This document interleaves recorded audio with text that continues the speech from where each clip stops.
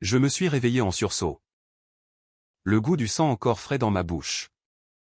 Mais ce n'était pas le mien, c'était celui de la trahison qui m'avait étouffé il y a 3 ans. Mon frère. Ce serpent aux yeux de velours avait glissé le poison dans mon verre de Bordeaux lors de ce dîner familial anodin.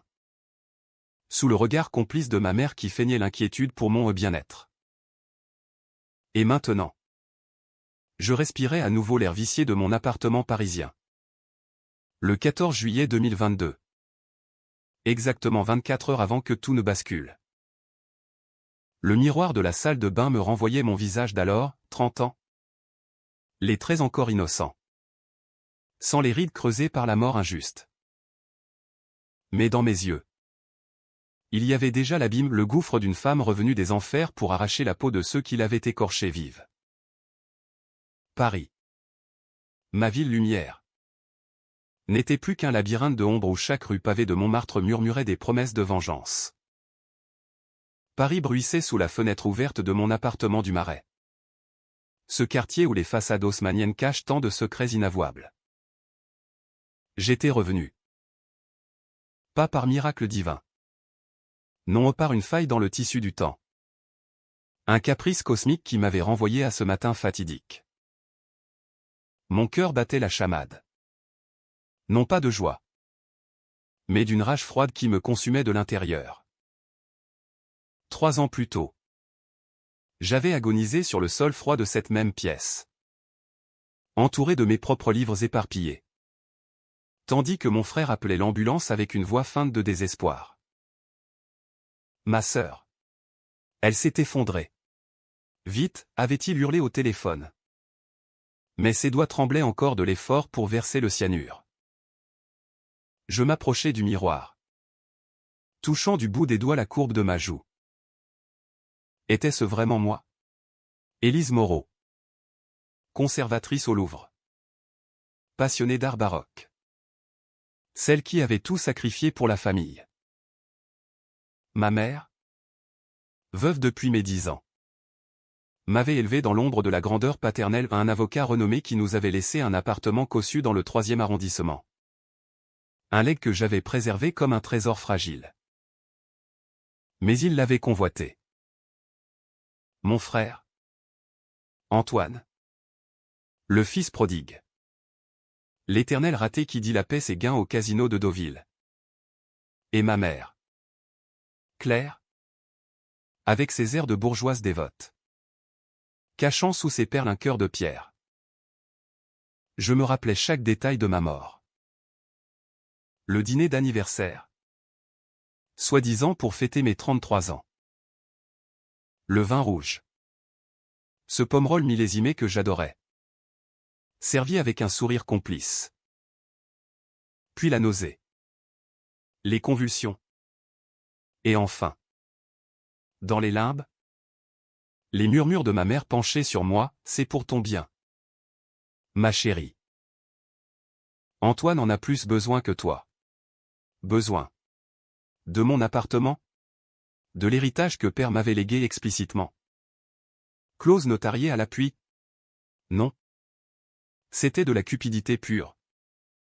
Un pacte scélérat entre eux pour me rayer de l'équation. Assise à mon bureau. Je fouillais dans le tiroir où je rangeais les documents. Les voilà, le testament de père. Daté de 2015. Clair comme de l'eau de roche. À ma fille Élise. L'appartement du 12 rue des Francs-Bourgeois. Avec tous ses meubles et œuvres d'art. Antoine n'avait rien eu. Puni pour ses dettes et ses mensonges. Mais ils avaient falsifié cela après ma mort, j'en étais sûr. Le notaire? Un vieil ami de la famille. Avait-il été soudoyé? Ou pire? Menacé? Un coup à la porte me fit sursauter. C'était le facteur. Apportant le courrier du matin. Parmi les enveloppes. Une lettre de ma mère, ma chère Élise. Rejoins-nous ce soir pour dîner. Antoine a une surprise. Bisous. Maman. La surprise. Je froissai le papier. mes ongles s'enfonçant dans la paume. Cette fois, ce serait moi qui aurais la surprise. Je sortis dans les rues animées du Marais. L'air était chargé d'odeurs de croissants chauds et de café au lait. Mais pour moi, c'était l'odeur de la trahison qui dominait. Je marchais jusqu'au Louvre. Mon sanctuaire, où les tableaux de Rembrandt et de Caravaggio me rappelaient que l'art, comme la vengeance, naît de la douleur. Mes collègues me saluèrent d'un air distrait où personne ne savait encore que j'étais une revenante. Dans la salle des trésors, face à la diseuse de bonne aventure, je murmurai, cette fois. Ce sera moi qui prédirai leur chute. De retour chez moi, je commençai à planifier. Première étape, vérifier les documents originaux. J'appelai le notaire. Maître Duval, sous prétexte d'une mise à jour administrative. Mademoiselle Moreau. Tout est en ordre. Votre père a été clair. Sa voix était sereine. Mais je détectais une hésitation. Était-il déjà impliqué? Je raccrochai. Le doute me rongeant. Non. Il fallait des preuves irréfutables. Le soir tomba sur Paris comme un voile de soie noire. Je m'habillai simplement en jupe crayon noir. Chemisier blanc. Perle de maman que j'avais héritée. Ironie du sort. En chemin vers l'appartement familial du 16e arrondissement. Près de l'Arc de Triomphe. Je repensais à Antoine. Mon grand frère. 5 ans de plus. Toujours le préféré. Beau parleur. Séducteur invétéré. Il avait charmé des investisseurs pour ses projets foireux avant de tout perdre. Père l'avait renié dans son testament, me laissant tout pour protéger la mémoire de la famille. Mais Antoine n'avait pas digéré cela. Et maman, veuve éplorée, avait choisi son fils chéri contre sa fille ingrate. La porte s'ouvrit sur le sourire éclatant de maman. Élise. Ma puce. Tu es radieuse. Elle m'embrassa. Son parfum de Chanel numéro 5 me donnant la nausée. Antoine était dans le salon. Un verre de whisky à la main. Ses yeux bleus pétillants de fausse affection. Petite sœur. Ça fait plaisir de te voir. Viens. On trinque à tes 33 ans. Le dîner se déroula comme dans un cauchemar familier. Foie gras. Escargot. Et ce pomerol maudit. Je feignis l'appétit. Picorant mon assiette. Observant leurs gestes. Maman parlait de l'église Saint-Honoré d'Eylau où elle priait pour nous. Antoine vantait un nouveau contrat en finance en mensonge. Je le savais. Puis, comme prévu, il versa le vin. À Élise. La reine du Louvre. Je pris le verre, le portant à mes lèvres sans y toucher. À la famille, dis-je. Ma voix douce comme du miel empoisonné. Sous la table, ma main serrait un petit enregistreur dissimulé dans ma poche. Chaque mot, chaque regard complice serait capturé. La conversation dévia sur l'héritage. Père était si injuste, lâcha Antoine avec un soupir théâtral. Toi. Avec ton appartement. Tu n'en as même pas besoin.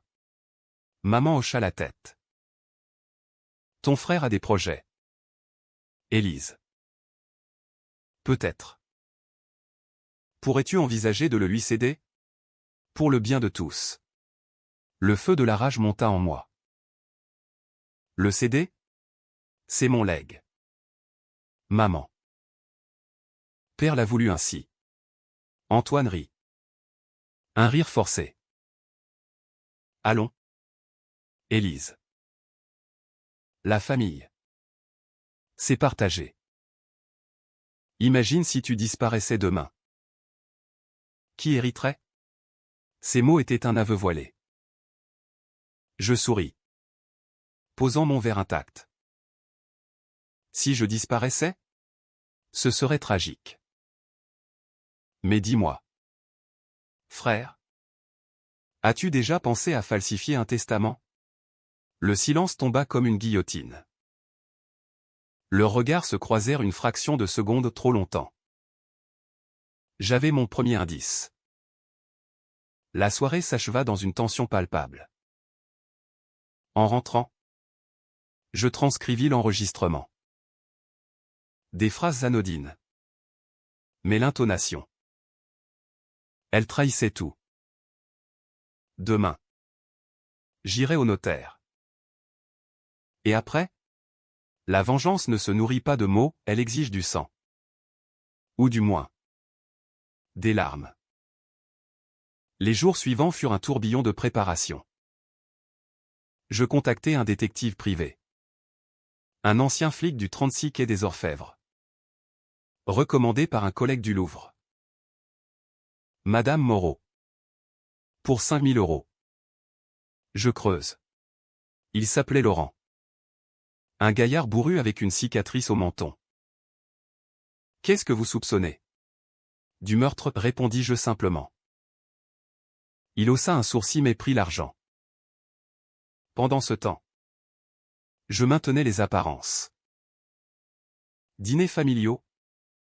Appel larmoyant de maman sur ma solitude. Antoine m'invita à un concert à l'Opéra Garnier au prétexte pour me sonder. Sans doute. J'y allai. Vêtu d'une robe rouge sang. Et pendant la Traviata, je vis dans ses yeux la peur naissante. Il sentait que quelque chose avait changé en moi. Laurent m'appela une semaine plus tard. Votre frère a des dettes jusqu'au cou. 200 000 € au casino. Et votre mère? Elle a visité le notaire 2 jours après votre mort fictive. J'ai des photos. Mon cœur se serra. Pas fictive, réelle. Pour moi. Continuez. Trouvez le poison. Paris. En cette fin d'été 2022. Était un théâtre à ciel ouvert. Les touristes flânaient sur les Champs-Élysées, ignorant les drames qui se nouaient dans les salons feutrés. Moi. J'étais l'actrice principale d'une pièce macabre, où le rideau ne tomberait qu'avec leur ruine. Un soir, seul dans mon appartement, je relus le testament. Soudain, un détail me frappa, une clause secrète. Manuscrite de la main de père. Si Élise venait à décéder avant 40 ans, l'appartement ira à une œuvre caritative, l'association des victimes d'injustice familiale. Pas à Antoine. Pas à maman. À des inconnus. C'était le twist que père avait prévu. Sa revanche posthume contre leurs avidités. Et maintenant, c'était mon arme. Les feuilles automnales rougissaient les allées du jardin des Tuileries lorsque Laurent me convoqua dans un café discret près de la Seine. L'odeur de marron chaud se mêlait à celle de l'humidité fluviale. Mais mon esprit était ailleurs dans les abysses de la trahison. Il posa une enveloppe Kraft sur la table. Ses doigts calleux tremblant légèrement. Voilà ce que j'ai trouvé. Madame. Mais. C'est laid. Je l'ouvris. Et les photos se déversèrent comme des accusations muettes. Antoine. Sortant du cabinet du notaire Duval. Un dossier sous le bras. L'air triomphant. Maman. Dans un salon de TUP. Tendant une enveloppe épaisse à un homme en costume, le pharmacien de leur quartier. Spécialiste en médicaments rares. Et puis. Le clou, un reçu pour du cyanure pur. Acheté sous un faux nom. Daté de la veille de mon anniversaire. Cyanure, murmurai-je. La voix rauque. Laurent hocha la tête. Pas pour les rats. Ça. Pour un humain. Et Duval. Il a touché 50 000 € pour falsifier le testament post-mortem. Il pensait que vous étiez seul. Sans témoin. Seul. C'était leur erreur. Père avait toujours veillé sur moi. Même d'outre-tombe. Je rangeais les preuves. Payais Laurent le solde. Et sortis dans la bruine. La tour Eiffel scintillait au loin. Symbole de grandeur éphémère. Comme leur empire de mensonges. De retour au Louvre. Je m'enfermais dans les réserves. Entouré de toiles oubliées. Là. Dans le silence poussiéreux. Je traçais mon plan. Pas de police, pas encore. La justice française est lente. Bureaucratique. Et ils avaient des avocats. Des relations dans le 16e. Non. Ma vengeance serait personnelle. Théâtrale. À la manière des drames raciniens que j'adorais adolescente. Phèdre. M'aider des femmes trahies qui incendient tout. Première cible, Duval. Je pris rendez-vous sous un faux nom. Madame Leclerc. Pour une succession. Son cabinet. Rue de Rivoli. Puis l'encaustique et la peur. Il m'accueillit avec son sourire de requin touti. Que puis-je pour vous? Je posai les photos sur son bureau. Rappelez-vous Élise Moreau. Celle que vous avez enterrée vivante sur papier. Son visage vira au cire. Je ne sais pas de quoi vous parlez. Si. Et vous savez aussi que j'ai copié vos comptes offshore. Un mot de travers. Et la brigade financière vous cueille à l'aube. C'était un bluff, Laurent n'avait pas tout. Mais Duval mordit. Il s'effondra. Bafouillant des excuses. C'était Antoine. Il m'a forcé. Menacé de ruiner ma réputation. Forcé? Je ris. Un son amer. Écrivez la vérité. Confessez tout. Ou je publie. Il signa l'aveu en tremblant. Les larmes aux yeux. Pitié. Madame Moreau. Vous êtes revenu comme un fantôme. Et les fantômes n'ont pas de pitié. Dehors. La nuit tombait. Et avec elle. Ma première victoire. Mais la rage ne s'apaisait pas, elle grandissait. Tentaculaire. Le lendemain. J'appelai Antoine. Frère. J'ai besoin de te voir. Urgemment. Au café de Flore. Il arriva en retard. Impeccable dans son costume sur mesure. Mais ses yeux rougis par l'insomnie trahissaient sa paranoïa. Qu'est-ce qui t'arrive? Élise? Tu as l'air. Changé. Changé? Oui. J'ai appris des choses sur Père. Sur son testament. Je glissai une copie falsifiée au ironie où l'appartement lui revenait. Mais conditionné à un test de loyauté. Prouve que tu es digne. Verse-moi 100 000 € d'ici demain. Pour sauver la famille. Il pâlit. Où veux-tu que je trouve ça? Démerde-toi. Ou maman saura pour tes dettes. Et le cyanure. Le mot le figea. Quoi? Tu sais? Je me levai. Renversant mon café sur sa chemise. Je sais tout? Antoine. Et ce n'est que le début. En rentrant, je passai par Notre-Dame. Encore noirci par l'incendie de 2019. Symbole de résurrection douloureuse. Comme moi. Mais la tentation me guettait, Et si je les tuais? Un accident. Un empoisonnement réciproque? Non. La vraie vengeance?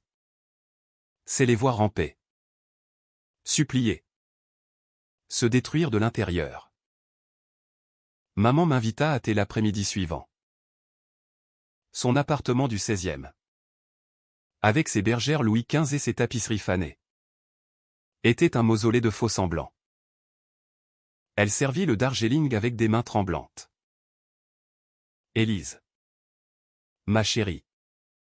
Tu sembles tendue. C'est le travail? Ou la famille, répliquai-je. Sirotant sans crainte, j'avais fait analyser le thé par Laurent. Dis-moi. Maman? Pourquoi as-tu menti sur le testament? Elle porta la tasse à ses lèvres. Mais la posa violemment. Qu'est-ce que tu insinues? Ton père voulait que tu sois heureuse. Mais Antoine. Antoine est un parasite. Et toi? Sa complice. Je sortis l'enregistrement du dîner. Le jouant à volume modéré. Ces mots résonnèrent, c'est pour ton bien. Des larmes coulèrent sur ses joues poudrées. J'ai eu peur. Il m'a dit que tu allais tout perdre au Louvre. Que tu étais instable. Il fallait protéger la maison familiale. Protéger? En me tuant? Ma voix se brisa pour la première fois. Pas de faiblesse, de rage pure. Elle se signa. Mon Dieu. Élise. Tu sais? Comment? Je sais tout. Et maintenant? Tu vas payer. Signe ça. Un document de donation, elle me cédait ses bijoux. Ses actions. Tout ce qui restait de l'héritage paternel. Mais Antoine. Antoine pourrira sans toi. Choisis, moi ou lui. Elle signa. Effondrée. Pardonne-moi. Ma fille. J'étais faible. Faible? Non.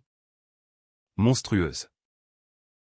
Je partis, laissant derrière moi une coquille vide.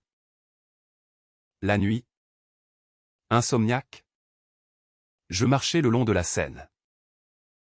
Les lumières des bateaux-mouches dansaient sur l'eau. Mais mon âme était obscure. Était-ce justice?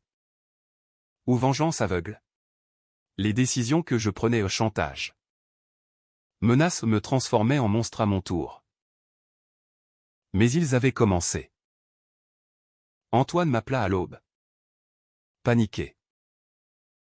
J'ai l'argent. Mais Élise. Parlons. C'était une erreur. Une folie passagère. Une folie qui m'a tué. Je raccrochai.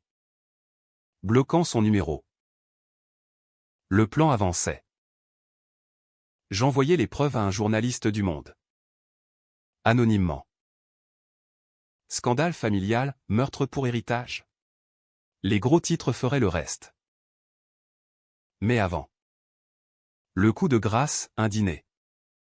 Chez moi cette fois. L'hiver s'installait sur Paris. Enveloppant la ville d'un manteau de givre qui craquelait sous mes pas vengeurs. Les vitrines des galeries Lafayette scintillaient de lumière festive. Mais pour moi. C'était le carnaval des masques qui tombaient. J'avais transformé mon appartement en piège, caméra cachée. Micro. Et un verrou électronique que seul mon code ouvrait. Le dîner serait leur jugement dernier.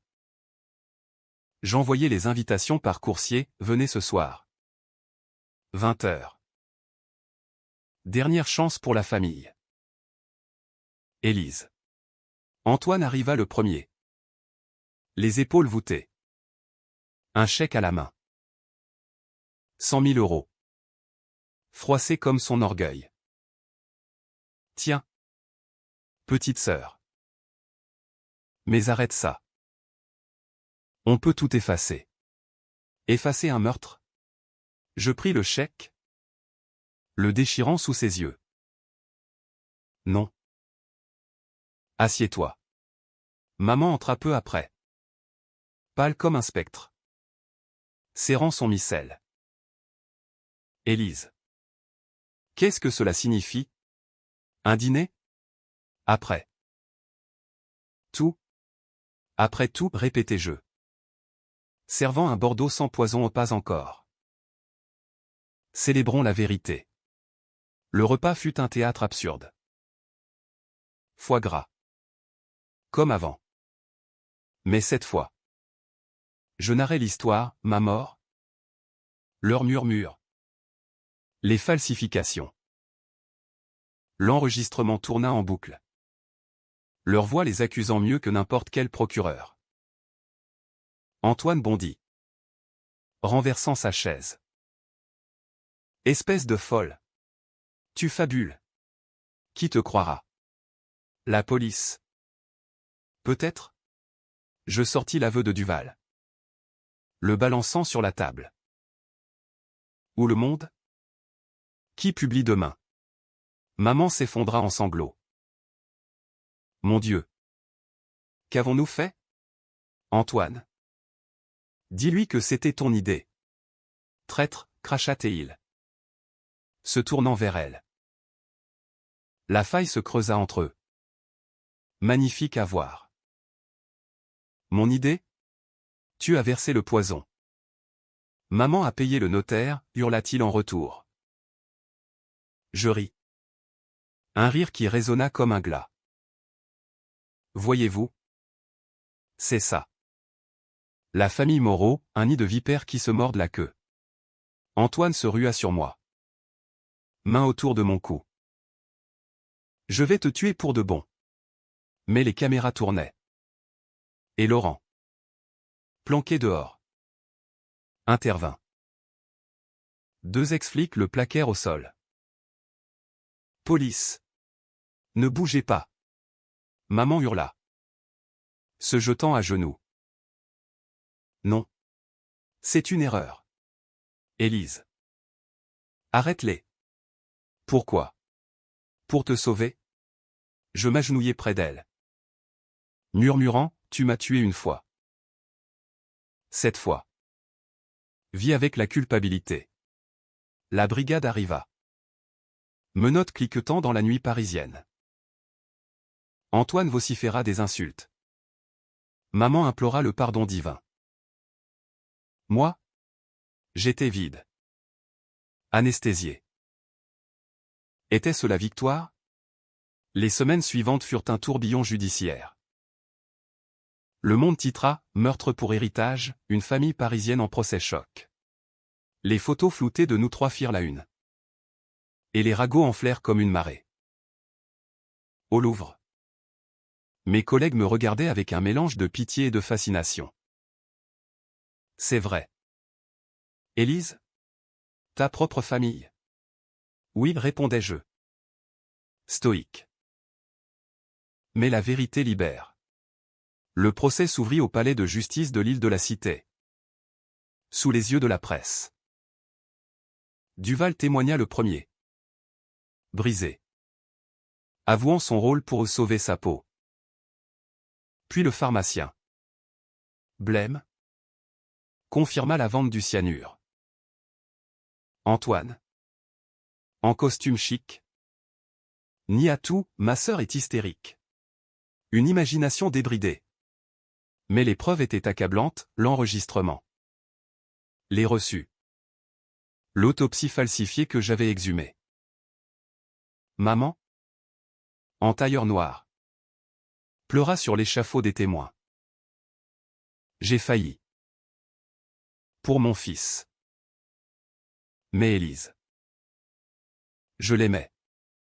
L'avocat général. Un homme sec comme un croc-en-jambe.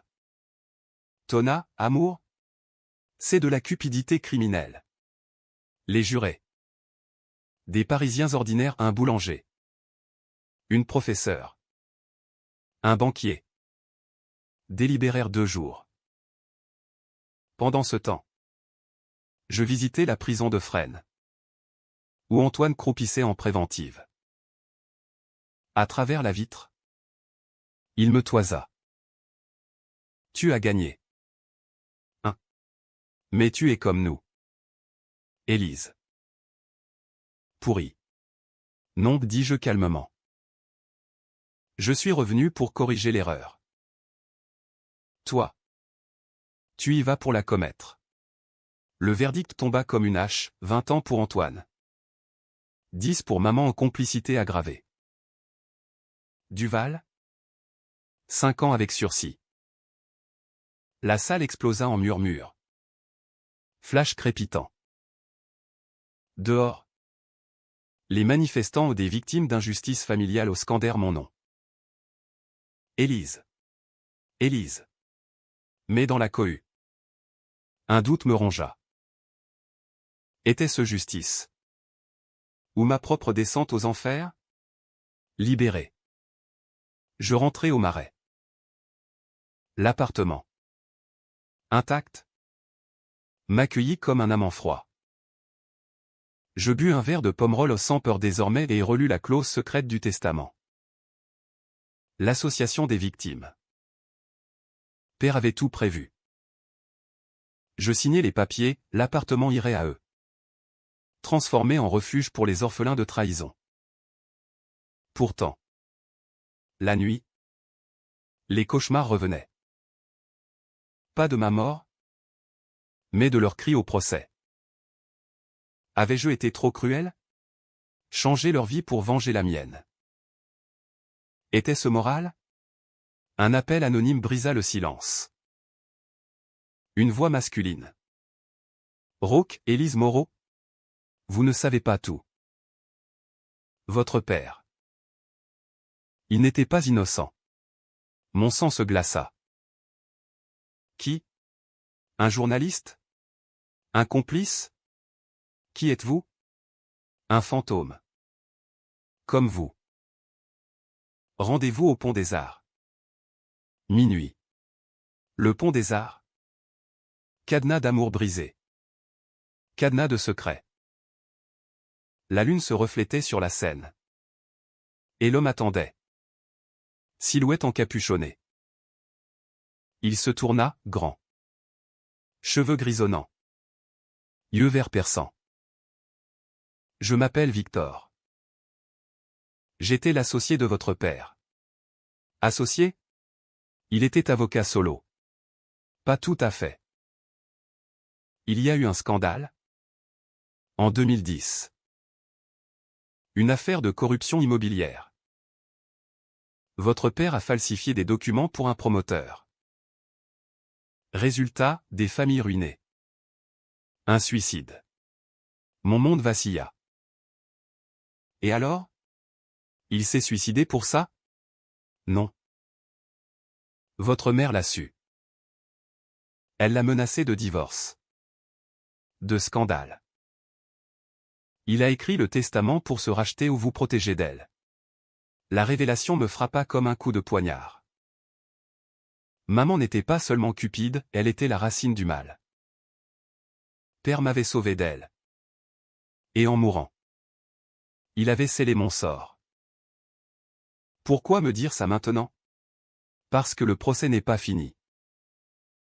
Elle prépare un appel. Et elle a des preuves contre vous, vos chantages. Mon cœur s'emballa. J'avais joué avec le feu. Et maintenant? Il me consumait. Le printemps 2023 fleurit sur Paris avec une ironie cruelle. Les cerisiers du Luxembourg en pleine éclosion tandis que mon univers s'effritait. Victor m'avait donné un dossier, lettre de père, jauni par le temps. Confessant ses péchés. J'ai trahi la loi pour l'argent. Élise. Protège-toi de ta mère, elle est pire que moi. Pire. Le mot résonnait comme un écho de ma propre voix. Maman lança son appel. Argante aliénation mentale due à mon trauma imaginaire. Les tabloïds s'emparèrent, la revenante hystérique contre sa mère martyre. Des lettres anonymes pleuvaient à mon bureau au Louvre, sorcière. Fille ingrate. Je ripostai en fuyant. Non. En attaquant. Avec Victor, ancien inspecteur déchu pour avoir couvert père. Nous creusâmes plus profond. Il y avait un autre secret, une sœur illégitime. Fruit d'une liaison de père. Hébergée dans un couvent du Sud. Elle sait tout sur Claire, dit Victor. Et elle est votre frère autant que vous. Nous partîmes pour Marseille. Train TGV filant comme une veine ouverte. La sœur, Marie-Thérèse, était une nonne austère. Visage buriné par le soleil provençal. Père m'a abandonné, cracha-t-elle en nous recevant dans le cloître. Mais il m'a écrit avant de mourir, Claire est un monstre. Elle a volé ma vie. Ces lettres révélèrent l'horreur, maman avait découvert l'infidélité. Forcé père à falsifier pour payer ses dettes à elle, dettes de jeu. Caché. Puis, le chantage final, divorce ou suicide. Père avait choisi la corde. Mais pas avant le testament vengeur. Et le cyanure, demandai-je. Antoine l'a appris de Claire. Elle voulait l'appartement pour le revendre. Effacer les traces. Marie-Thérèse nous donna une cassette, enregistrement de maman. Ivre. Confessant à une amie, j'ai poussé ton père à la faute. Et Élise. Elle paiera comme lui. De retour à Paris. Je confrontai Victor, pourquoi m'aider? Parce que votre père m'a sauvé la vie une fois. Dette d'honneur. Mais l'honneur était une denrée rare. L'appel approchait. Et maman avait engagé le meilleur avocat, un requin du barreau. Ami d'Antoine. Ils contre-attaquèrent, perquisition chez moi. Fouillant mes preuves fabriquées. Laurent fut arrêté pour extorsion. Seul. Je marchais dans Montmartre. Escalier raide menant à Sacré-Cœur. Là. Sous la coupole blanche. Je priais pour la première fois depuis l'enfance. Dieu. Si tu existes, guide-moi. Vengeance ou pardon? La réponse vint par un appel, le procureur. Mademoiselle Moreau. De nouvelles preuves contre Claire Moreau. Un témoin oculaire du suicide de votre père. Le témoin, la femme de ménage. Une Algérienne discrète. Madame Claire l'a menacé avec un couteau ce soir-là. Saute. Ou je dis tout. Il a sauté de la fenêtre. Au tribunal. Le chaos éclata. Maman? En chignon impeccable. Hurla, mensonge. Cette femme est une menteuse. Mais la vidéo de surveillance. Exhumée par Victor. Montra tout, la dispute. Le couteau. Le seau. Antoine. En visio depuis Fresnes. Blémi à l'écran. L'avocat général conclut, non seulement meurtre. Mais un pattern, manipulation. Chantage. Homicide. Le jury. Cette fois. Ne délibéra qu'1 heure. Coupable. Perpétuité pour complicité dans le suicide rétroactivement qualifié d'homicide involontaire aggravé. Maman s'effondra. Hurlant mon nom, Élise. Traîtresse. Dehors. La foule applaudit. Mais moi. Je vomissais dans une ruelle? Le poids de la victoire me broyant. Antoine. Isolé. Tenta un dernier coup, suicide en cellule. Lettre, Élise. Tu as détruit tout. Mes pères méritaient sa fin. Twist cruel, l'autopsie révéla pas de suicide, il avait été aidé. Par un codétenu payé par. Maman? Même en prison. Le cycle de la trahison se refermait. Libéré de tout. Je vendis l'appartement à l'association. Comme prévu. Paris m'a paru neuve, les quais de Seine. Les bouquinistes. Les amants sous la pluie. Mais la solitude me rongeait. Étais-je heureuse? Non.